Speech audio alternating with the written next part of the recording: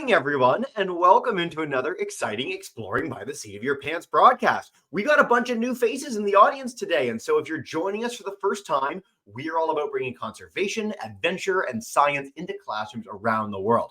Now, my name's Jesse, and I'm always very excited, but I am even more excited today for two big reasons. Number one, today's kind of bittersweet. It is the beginning of the end of our epic series in conjunction with the amazing folks at If Then. So all week long, in partnership with the world's greatest initiative showcasing women in science and exploration, we have been featuring some of their most amazing ambassadors, deep sea explorers, archaeologists, neuroscientists, and more. It's been such a wild ride. You can catch them all on our YouTube channel and see more about If Then at the website I just had up. But truly, it has been so much fun, and I want to thank you as an audience for being so amazing as we get to showcase such incredible people and places around the globe. Now, today we've got a quadruple header. I've got 3 more programs after this, but we're kicking off in style with a scientist that is a friend of the show. She's joined us in the past, and she has one of the coolest jobs in the world. Now, I grew up in Southern Ontario. I grew up in Toronto. And when I grew up as a boy, I was obsessed with nature, like I think a lot of you students would be. But when I thought about nature, I thought about East Africa, I thought about Australia, Antarctica. I never really thought about my own neck of the woods and forests as nature. It was just sort of my backyard. Well, Dr. Lindsey Rustad's here to join us today to showcase some of her amazing adventures in the forests of New England, the northeastern part of the United States, very similar to what I had in Ontario. And she's going to highlight her incredible career doing experiments on entire forests. How do you do an experiment on an entire forest? I don't know, but we're going to find out together. I'm so excited to turn you over to Dr. Rustad to blow your minds and take us on a little journey of her amazing career before we take all your questions. So without further ado, Lindsey, thank you so much for joining today. Welcome to the broadcast. Hello, it is absolutely great to be here, and welcome to everybody. And I understand we have classes from coast to coast in the United States and even up to Canada. We've got Nova Scotia, Ontario, California, Alabama today. It is a wild ride. It's so exciting. I'm smacking my microphone out of the way. It's a great audience today. So thank you all for being here. Okay, so you can hear me, right, Jesse? You are golden and good to go. Okay, so you can hear me, right? Yeah, totally hear you. Oh, okay, I wasn't sure. Anyway, it is really great to be here. Welcome, everybody. And we just have such a cool spread of folks here. So I want to see what unites us all. And I bet one thing we all have in common is I bet we all know who this is, right? This is Smokey Bear. And Smokey works for the U.S. Forest Service and helps to protect our forests from wildfires. And you probably heard Smokey grumble, only you can prevent wildfires. And did you know, though, that there are thousands of other women and men who work for the Forest Service also protecting our forests? And I am one of them. And today I'm going to share with you a bit about what we do as scientists and then tell you about a super cool experiment that we've been working on.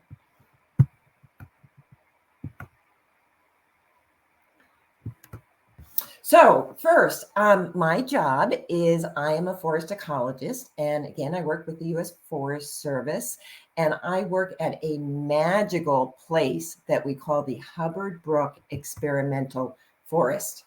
And the Hubbard Brook Experimental Forest is an outdoor laboratory, and it's located in the beautiful White Mountains up in New Hampshire. On the right, you can see a map of our valley, and the forest is about 5 miles long and 2 miles wide. Here's a picture of the forest from yesterday from one of our webcams, and I think you can see the White Mountains up in the background.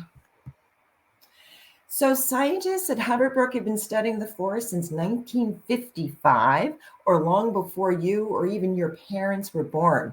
And specifically, they study things like air pollution, forest harvest, and climate change, and how these affect the forests. And as a forest scientist, I have spent most of the past, believe it or not, 40 years in the forest trying to understand what makes northern forests tick. And I want to understand what makes forests sick when they're healthy and what makes forests healthy when they're sick. So I'm kind of like a forest doctor. And one of the things I study is climate change. And I'm sure some of you guys have heard about climate change or how people are putting more gases into the air, and that's causing our planet to warm and other parts of our climate to change, and an increase in the number of extreme events or wacky weather. So you probably know of or have even been in some types of wacky weather, right? Like hurricanes or droughts or floods. Well, here where I live in the Northeast, we also have wacky weather called ice storms. And this is a kind of extreme winter weather event that occurs kind of around the world. And it happens when you have a layer of cold air high up, then a layer of warm air, and then another layer of cold air. And it's kind of like a warm air sandwich or a warm air Oreo. And basically, the rain falls as snow in that top cold layer, then it melts in the middle warm layer, and then it super cools through the bottom cold layer, so it freezes on contact. On the left here is what an ice storm looks like in the city. And you might see that the cars are frozen in ice and they're kind of popsicle trees in the background. And on the right is what an ice storm looks like in a forest. And my research is to study how forests, like the one on the right, respond to ice storms. So I'm going to tell you a story today about a big, cool experiment we've been working on at the Hubbard Brook Experimental Forest. And it's an ice storm experiment. And this is a story about a really, really, really scary thing that happened to me one icy night a few winters ago, far up in the Hubbard Brook Forest. It's also a story about something I learned about myself and I want to share with you. And finally, it's a story about how I am obsessed with ice storms. I love ice storms. So let's back up a little bit. I first got interested in ice storms, oh gosh, back in 2009, over 10 years ago. And I was returning from a meeting in New York City just as a large ice storm hit New England. And I had to drive through the teeth of it to get back to my office in Durham, New Hampshire. And cars were skidding off the road in all directions, and the highway was littered with tree limbs, and there were downed electrical lines, and in some cases, whole trees had fallen over the road, and it was terrifying. But I made it safely back to my office building, and I was shaken and I was trembling, and I walked into my friend John Campbell's room, and I said, "What the heck was that?" And he had been watching the power of the storm in Durham as well, outside of his window. And as forest ecologists, we thought if an ice storm could cause that much damage along highways, what could it do to a forest? And we both decided on the spot that we needed to learn more. So with a little reading, we soon learned 4 major lessons. The first we learned was that ice storms don't just happen here in New England where I live, but they occur in northern forests all over the planet. So here's a picture on the bottom right of an ice storm in New England. And right above it is a picture of an ice storm in China. And then right over to the left is a picture of an ice storm in a country over in Europe. So they happen all over the world. The second lesson we learned was that ice storms, they're a big deal, right? They can cause electric poles and towers and cars to just collapse and break, and they can cost us or cost your parents a lot of money to fix everything after an ice storm. And they cause schools and businesses and roads to close when they occur because everything's so icy and dangerous. And they can cause injury too because people can fall or cars can slide off the road or branches can fall. So lots of bad things can happen in an ice storm. So the third lesson we learned was that climate modelers, like my friend Catherine Hayhoe, were discovering that climate change may make ice storms worse in coming years. That is, as you guys are growing up. The fourth lesson and final lesson we learned was despite how much damage ice storms can cause, we really don't know much about them because they're super hard to study. And they're hard to study because we don't really know when or where they're going to happen. And when they do happen, even the bravest of scientists, they need to be staying home, staying safe, and they can't be out taking measurements. So John and I were determined, right? We started by thinking we would be storm chasers like these two people here who are tornado chasers. Except we would be ice storm chasers with our to-go kits ready to study natural ice storms as they happened across the Northeast. But we soon realized that ice storms were far too unpredictable for that to work. So instead, we had a crazy idea. We said, why not go back to our very own outdoor laboratory at the Hubbard Brook Experimental Forest and make our own ice storms? It had never been done before, but why not? So, with the help of our incredible staff, we soon learned that with firefighting hoses, pumps, and engines and the right spray nozzles, we could coat trees with specific amounts of ice under freezing conditions, and we could make our own ice storms. So with this technique, John and I put together a team of some of the best scientists, technicians, and students in the world, and we wrote a successful proposal to the National Science Foundation. And we think it was funded in part because it was such a crazy idea. So we set up the experiment in the spring of 2015. And to do this, we set up 10 large plots about 3 miles up into our outdoor laboratory. And each plot, if you think about it, was about the size of a basketball court. And we had 5 treatments. And we had 2 plots that had no ice, 2 plots that had a mild ice storm in one winter, 2 plots that had an extreme ice storm in one winter, 2 plots that had a moderate ice storm in 2 back-to-back winters, and 2 plots that had those moderate ice storms in back-to-back. So 10 plots, 5 different treatments. We then spent that summer of 2015 measuring everything we could think of, from the top of the trees to the bottom of the roots. We needed to understand everything about the forest before we put the ice on so we could understand what happened afterwards. And recalling my fear as I drove through that 2009 ice storm, I knew that safety was everything in this extreme experiment, and I was chosen as the chief worrier. So I made us practice the icing technique over and over and over under easy conditions in the summer and fall, so we would be perfect when the time arrived to ice for real in the cold and dark. I made us have endless safety meetings. I required everyone to have radios to communicate with each other in the dark, and everyone to have a buddy with them at all times. I made everyone get dressed in protective rainwear, layers of warm clothes, helmets, face masks, goggles, and yellow reflective vests with our names on them.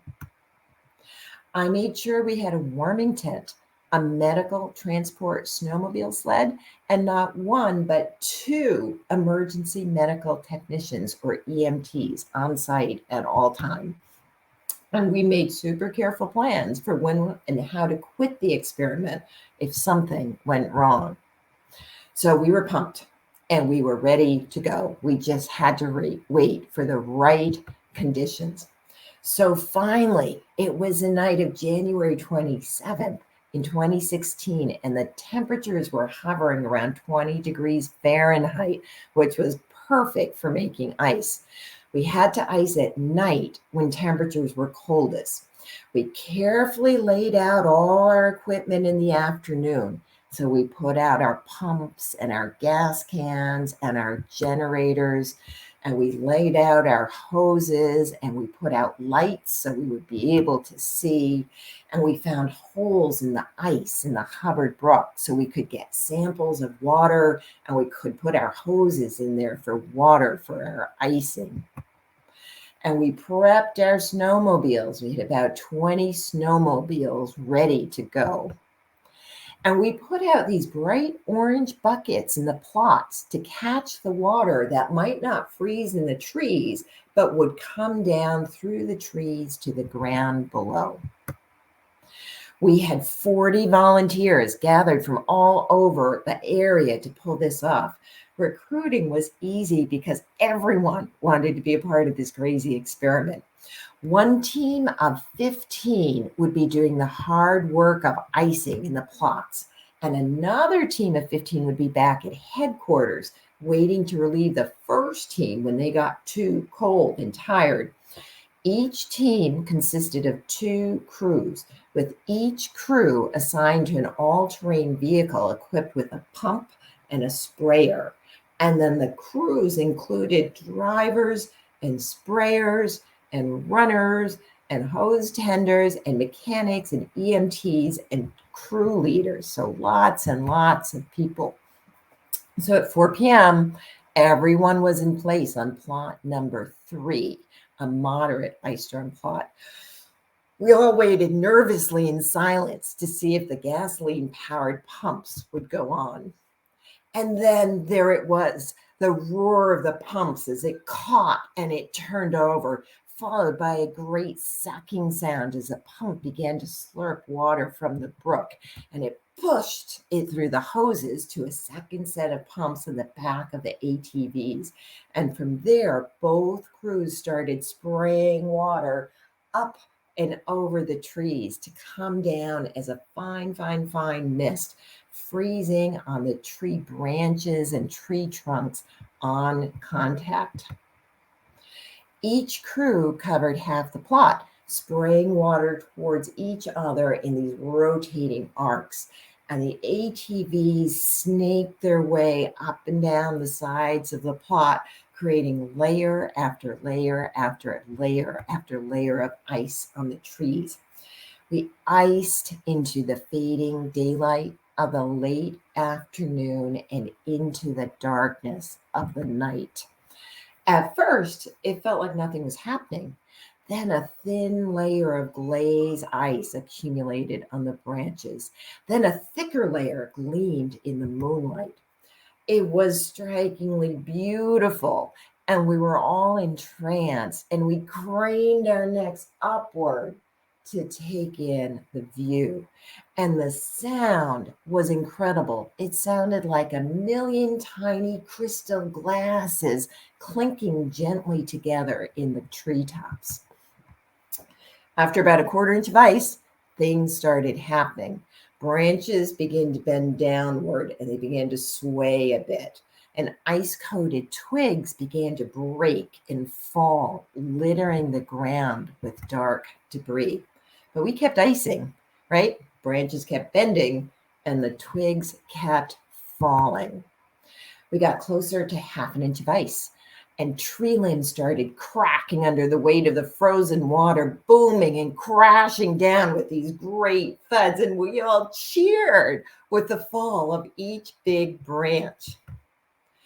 At 1 a.m. in the morning, we had finished our creation of a moderate ice storm, and we stopped to take a break, have some hot chocolate, and change teams. Next up was plot 5. This was an extreme ice storm plot. We'd never added that much ice to a forest before, and we did not know what to expect. It was 1:45 in the morning. The new team was in place. The streamside pump roared into action again, and the 2 crews started their work of icing the forest. We went through the same phases as the first plot, but when we got to half an inch of ice, we kept on going. Somewhere between half an inch of ice and 3/4 of an inch of ice, bigger branches started breaking. And finally, tree trunks started snapping, and whole treetops started crashing down, shredding and ripping the tree trunks as they fell. We were all safe. We were on the outside of the plots looking in, but the experience had gone from beautiful to terrifying in just a few hours. Altogether, we iced that single plot for 4 hours, finally stopping at 5:30 in the morning, having created an extreme ice storm. The plot looked like a bomb had exploded in it. And we were all exhausted. We looked pretty old and pretty haggard. It had been quite the night. So it was 5 in the morning, and as we turned off the pumps, withdrew the hoses, and we sent most of the crew back to headquarters for a much-deserved breakfast of hot chocolate, chili, and cornbread. But a few of us had to remain behind. We had to measure the ice on our specially designed ice collectors before it melted in the morning sun. And this was important for the experiment because we had to know how much ice we had put on the trees. John Campbell, my friend, and I were the ringleaders of this small army. We'd been there from the start, and we were committed to stay to the bitter end. We helped with the ice measurements, and we sent everybody else home. The last job was the buckets, right? Remember, we had placed those bright orange buckets in the plots to catch the water coming down through the trees so we could measure how much water stayed up in the trees and how much came down through the branches to the ground. So now we had to go gather up the buckets. So it was 6:45 in the morning, and it was winter, and it was still dark. John and I, the last two standing, went into plot number 3, the moderate ice storm plot, to collect the buckets, stepping over large branches like carcasses on the ground. It was not a problem. Then it was time for plot number 5. Remember, that was the extreme ice storm plot. We eyed it warily. I went in on one side of the plot. I got a bucket. I handed it to John. I went to the other side of the plot. I got another bucket. I handed it to John. And now it was time for the last bucket on a third side. I stepped into the plot.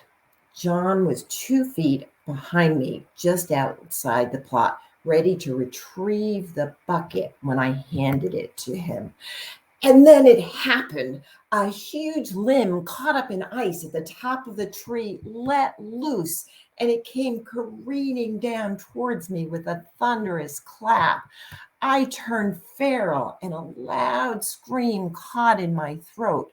And as I flew out of the plot, I, the queen of safety, somehow managed to grab onto John, and I pushed John into the plot as I used him to leverage my way out. The limb crashed to the ground, not far from what I had been standing just a few seconds earlier, and I turned around in horror, desperately afraid of what had happened to my friend John, expecting the worst. Whew. He was there. He was unhurt. He was intact, but he was wagging his finger at me under his helmet and his headlamp. And he said to me ruefully, "Really, Lindsey? You just pushed me into a plot under a falling branch to save yourself? Really?" It was what we call in the Forest Service a miss, a near miss. It could have been worse. I felt terrible and ashamed. At worst, John would never forgive me. At best, his view of me would be forever altered. But it gave me a renewed commitment to safety and an appreciation that no matter how carefully we plan, bad things can happen. And raw human emotions are as powerful and unpredictable as ice storms. So when it comes to safety, we have to go even further than we can imagine and always anticipate the unexpected. So John still works with me, and we've learned a lot about ice storms, how ice storms affect forests, and John is still my friend. So that's the end of my story. And if anybody has questions about forest ecology or ice storms or safety or anything else, I'm happy to answer them. Amazing. Well, thank you so much. And it's rare that we have people throw themselves under the bus in their own presentation. So I appreciate you doing that with us today. That was marvelous. Always never a dull moment having you on. Lindsey, if you want to come out of screen share, I don't know if you can see me again, but make sure you can have us so we can have a bit of a conversation. YouTubers, please do chime in the chat. Miss Higgins class, we'd love to have some questions from you guys in Ontario. And our 2 Alabama crews, Frank's Fireflies, Sullivan's third graders. If you guys want to unmute your mic, I will come to you for some questions. We had some written in, Lindsey. So one of the first questions is, has this been replicated anywhere else? Are there forests in China or Slovenia or anywhere else in the world that have done experiments like this? And can you tell us about them if they have? Nobody else has ever done an experiment like this. A lot of people are very interested in it. And in fact, we had a lot of social media, a lot of press around it, and it literally went viral around the world. There were tens of thousands of views, hundreds of thousands of views. People were super interested in it, but it's really, really hard to do. And you have to have the right place to do it. Like we had the outdoor laboratory, but more importantly than that, I think you have to have the right people to do it. And I can't say enough about the scientists and the technicians and the students who work at Hubbard Brook Experimental Forest, that they were able to be brave enough to go out and do this in the middle of a winter night in the mountains, and also knew how to do it safely. So I'm so glad you've taken the time to emphasize your colleagues so much. And it's something that we always like to harp on in all our science programs, is that when you become a scientist, you get to work with people from all over the world. You get to do your dream job. You get to do all these really fun things. And we got a question in about who else you get to work with. Like, so outside of Hubbard Brook and the forest, have you had the chance to travel for work? Have you had the chance to go to other countries for work? Do you get to work with international collaborators? Tell us a little more. Oh, what a great question. So one of the things several of the things I love about my job is, first of all, the people I work with. They are absolutely amazing. And we all work together. So I am a forest ecologist, but I work with forest biologists, forest chemists, geologists, soil scientists, plant physiologists, climatologists. We all work together and we all share our knowledge so we have a better understanding about how our forests work. And the other part of that is I get to work with scientists from all over the world. And think about it. We have forests, not just where I live, but you can probably look out your window in Alabama or California or up where you are in Canada, and you're going to see trees and forests. So there's something that we care deeply a part of. They're basic to the functioning of our planet. And there are people studying them all over the world. So yes, I get to travel all over the world to work with people. And there's a group of kind of scientists all over the world who do these large scale experiments, maybe not ice storms, but they do big experiments where they warm a forest or they dry a forest. Yeah. No, keep going. Don't let me stop you. I was just saying how cool that is. Oh no, that was just it. So I get to work with these people all over the world. So I get to travel lots and lots and lots. That's amazing. Well, speaking of being a scientist, Trent wants to know how long you've been an ecologist. So like, when did you start? So you probably don't want to know. I've been an ecologist for 40 years. Wow. So I started back in college. I actually went to college for English and philosophy and art, but I loved the forest so much, and I had to take a couple science classes, and I realized I loved science, and I could combine my love for the forest with science and actually make a career out of it. So I started in one place and I ended up somewhere very different. This is, I think, so important because I think when I was a kid, I assumed that scientists, knew what they wanted to do from when they were 4 and they were geniuses and they went through and they got 99s and everything and then they became a scientist. And what we found over the FDN series is that people have been dancers and boxers and singers and artists, photographers, whatever. And you can end up in science in a lot of different ways. And even if you don't want to become a scientist, it just speaks to the fact that it's nice to give yourself the opportunity to gain a diversity of perspectives and interests at all stages of your education, because you never know quite what might come of it. Now, you are a world-class ecologist doing these grand experiments, and if someone had, talked to you when you were 18 and about to go into English and philosophy, I don't think you or anyone else would have expected that to be the case, and I think that's really important for our students to hear. So, thank you, Lindsey. Grace wants to know, do different trees react differently to the ice? Are there trees that are more capable of handling it? Are there ones that always crack? What's the deal? That's such a great question. So one of the things we do study is which trees are more susceptible to breaking or damage or dying. And there is a difference. The easiest one to tell you is kind of, if you think of a hardwood tree, right, with the flat leaves that they lose in the winter time versus a conifer. So our conifers, think about an umbrella. When they get ice on their branches, you can't see me, but they kind of fold up like an umbrella. And when the ice melts, the branches just come right back up. Whereas hardwoods, their branches are more horizontal. They collect the snow, and then the branches break and crack when the weight gets too big. So lots of differences, but the easy ones to tell are between the hardwoods and the conifers. So I moved from Ontario to Newfoundland, and we don't really have deciduous trees. We don't have those hardwoods because the winters here, we get 13 feet of snow every winter, and it would crack those trees like nothing. But you go out during any snowstorm, and all the trees are folded like that umbrella, and you've got to sort of dodge the giant snow cornices hanging off the bottoms of the trees. It's a lot of fun. Cypress wants to know, can geographic location make an ice storm worse? So you can think of this as a country question. You can think of this as like maybe a mountain or a valley. Anything that we know about that? Sure. Well, first of all, you have to be far north enough that you are going to get cold temperatures. So probably in Florida or Southern California, you're not going to have ice storms.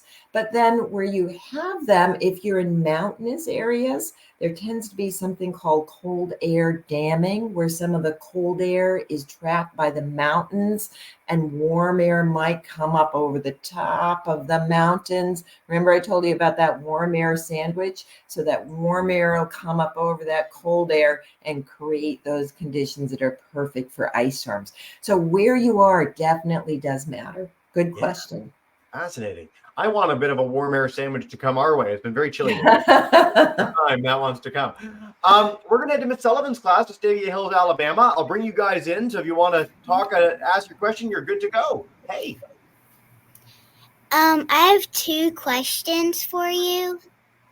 One is, what are you going to do with all this information you got from the ice storm? Yeah, you can ask your second one too if you'd like. How long did it take you to plan the experiment? Amazing. Oh, such great questions. I love it. I'm going to do them backwards. So I'm going to start by how long did it take us to plan the experiment? And it took us a whole year to plan the experiment. So it took a long time because we had to be super careful about everything we did. The second question is, how are we going to use all this information? And one of the ways we're going to use it is in the towns and in the cities that are near the forest. We work with people who do emergency management, and they want to know that when we have an ice storm, how much branches and wood is going to come down and what trees in their towns and cities do they think are going to come down so they can plan better for it. We also work with foresters, and they want to know what might happen in an ice storm so they know how to manage the forest better after an ice storm, how to make it healthier after all those branches come down. Yeah. So we work with a lot of different groups, but those are 2. that we work very closely with. Great question. Thank you so much in Miss Sullivan's class. We got a good question about what is happening with ice storms around the world. Are we getting more of them, fewer of them? Are they changing where they're happening? Anything you can share on sort of this climate change impact of everything over the last few years when it comes to ice storms would be great. Sure. So they're so sporadic. It's hard to get patterns, but we have those crystal balls, we have those models, and we work with super smart people, and they think that under a warming climate, that the conditions, those warm air sandwiches that I talked about, are going to become more frequent, and our ice storms are going to become more frequent and actually bigger and more severe. So that's one of the reasons we wanted to study them, because we're worried that there might be more of them and bigger ice storms coming up in the years under a warming climate. Thank you very much for that, Lindsay. Climate change is something that's been brought up in many of our broadcasts. Of course, it's pretty much affecting every scientist out doing any work outdoors around the globe right now. So we're going to be talking about that with Pika Joe in just a few minutes as well, I'm sure, about the mountain range of the world's cutest mammal. Lindsay, time flies when you're having fun, so we're nearing the end of the broadcast. Is there a final message or thing you'd like to leave our kids with about forest ecology, about the work that you do, these experiments, anything to wrap us up today? Yeah, I'll just end, and maybe everybody on this week has said the same thing. I think I have the very best job in the whole wide world. I get to work in beautiful places. I get to work with amazing people. Every day I get to do something different. One day I'm traveling, another day I'm in the office, another day I'm out in the woods, another day I'm talking to wonderful people like you. So it really, being a forest ecologist and working for the USDA Forest Service is just a wonderful, wonderful job and career. And I love doing it. And I love providing information that hopefully will make the planet a better place for today and for all of you guys tomorrow. Well, Dr. Lindsay, there's no better message than that. You're making me think that we need to have a panel at the end where all of you compete to find out who actually does have the best job, because everybody has said that in the entire series.